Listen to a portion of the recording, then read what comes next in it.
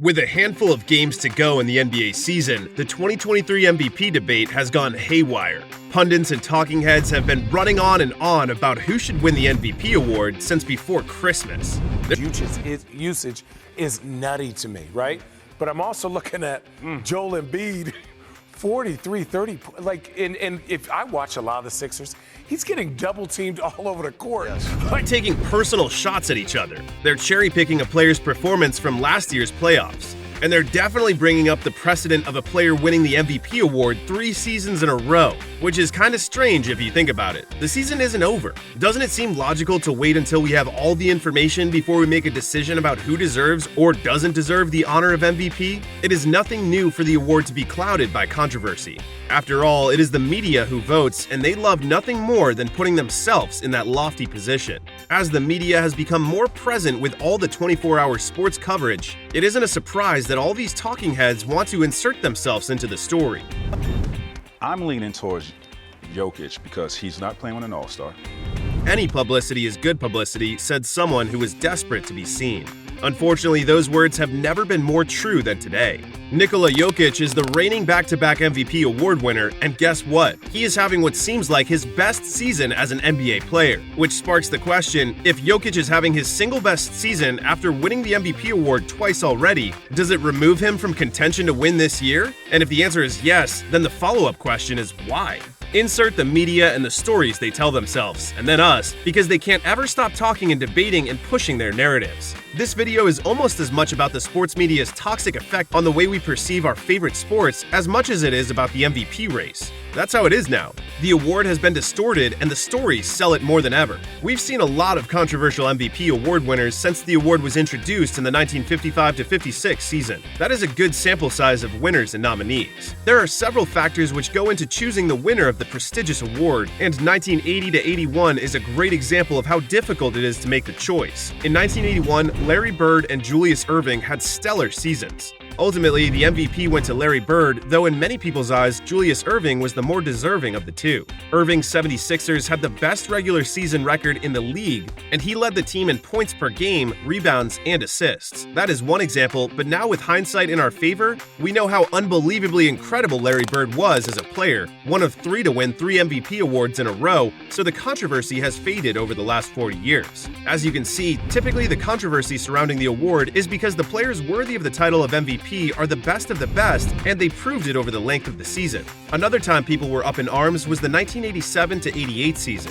Michael Jordan had exploded onto the scene as an absolute beast. None other than Larry Bird was quoted saying he was God disguised as Michael Jordan. However, the MVP went to Magic Johnson, who led the Lakers to the best record in the league. Best record seems to be a major component in how voting is done. Regardless, it was Michael Jordan's individual performance which many believed should have put him over the top. He averaged 35 points per game, 6 rebounds, and 6 assists. Similarly to what many cite as the reason for the debate surrounding Nikola Jokic leading the list of MVP contenders this season, in the 1996-97 season, Karl Malone won the award over Michael Jordan because of voter fatigue. Voter fatigue is a really stupid way of saying that personal opinion carries bias that isn't necessarily in correlation with the actual function of the award. In other words, the award doesn't always go to the most deserving player. During the 1996-97 season, Jordan had a better statistical season and led the Chicago Bulls to a league-best record and eventually the NBA championship, where he won Finals MVP. The final example I'll show you is more recent, the 2016-17 season, Russell Westbrook.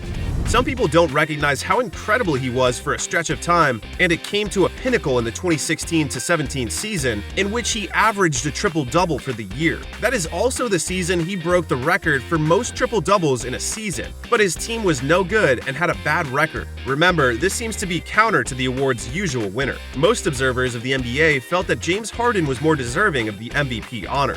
So it goes. Now we're caught up on some perspective surrounding the MVP award. Obviously, voters have a set criteria they evaluate players on who may be eligible for the award, and then they have their personal feelings, the stories they write about, the narratives they push. That is why it is so controversial with 20 games to go. That is 1/4 of the NBA season left to play. In what universe can the award possibly be decided? Nikola Jokic is having his personal best season, and the Denver Nuggets sit atop the West in the #1 seed.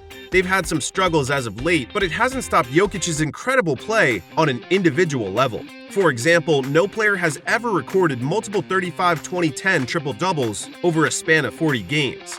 Jokic has done it twice this season. He is going for his 3rd MVP in a row, an award last won by Larry Bird, and the only other two are Wilt Chamberlain and Bill Russell. Jokic is shooting career highs from the field and behind the arc. His field goal percentage is an insane 63%, and he is making 41% of his threes. But somehow, this isn't enough for a lot of the pundits and talking heads.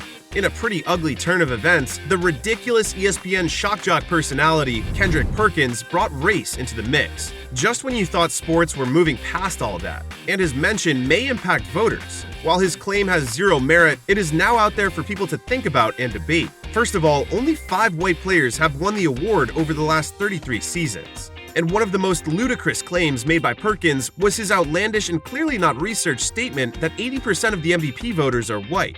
That is not true, look it up. The cause for concern is that sports writers are the voters, and they aren't exactly pushing the envelope on controversy. They want to keep readers and remain relevant in their jobs. The last thing a sports writer needs is to be called racist, especially in today's social climate. So what if the fear of all that possible blowback affects their vote? It is possible that a voter, or 5 or 10, now move away from writing Jokic in at #1 because of that unfound fear. Racial propaganda is a powerful tool, and that is only part of the twisted puzzle. Because right around the time Perkins made his idiotic claims, Joel Embiid shoved his way into the forefront right beside Jokic.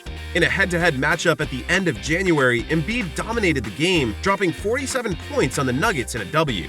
Jokic didn't have a slouch of a game, a team-high 24 points to go along with 8 rebounds and 9 assists, but it wasn't enough to stop the overpowering Embiid to take over the game at every opportunity. So race-related BS or not, the race is on. Jokic and Embiid are by far the 2 best big men in the league, each showcasing their abilities in the unique ways that only they can. Joel Embiid has been the runner-up to Nikola Jokic in each of the last 2 seasons' MVP voting. Voter fatigue, anyone? Maybe, maybe not. Embiid has been on a tear, and his Sixers have the best record in the league since Christmas. Embiid also leads the NBA in scoring, dropping 33.5 points a game. If you walked up and asked voters right now who should win the award, the overall total of votes may lean in Embiid's favor. With 20 games left to prove themselves, it should be a lot of fun to see how each superstar big man finishes off the season. The Nuggets and the 76ers face off again on March 27th in what will undoubtedly be one of the most anticipated matchups of the season. In a world of narratives and hyper-competitiveness attributed to everything we do, from debating the accomplishments of athletes to the actual work they display, the game on the 27th will have enormous implications on the MVP award. I feel like we're forgetting something. Oh yeah, duh, the Geek Freak. Giannis is a monster, there's no doubt about it. However, he reminds us of a somewhat new addition to the voter criteria, which is availability, durability, whatever you want to call it. In other words, in order to win the MVP award, you need to play. Whale Giannis is having a prototypical Giannis season, dominating on the offensive end, as well as being among the league's best defenders, and his team is sitting in the 1 seed in the East. He is obviously always in play for the MVP award.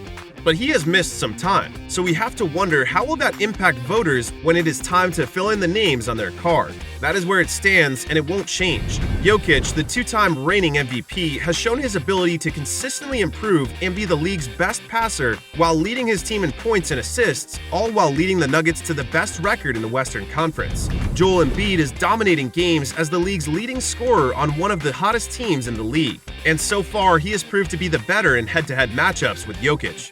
Will the 2-time running-up finally surpass Jokic and win his first MVP award?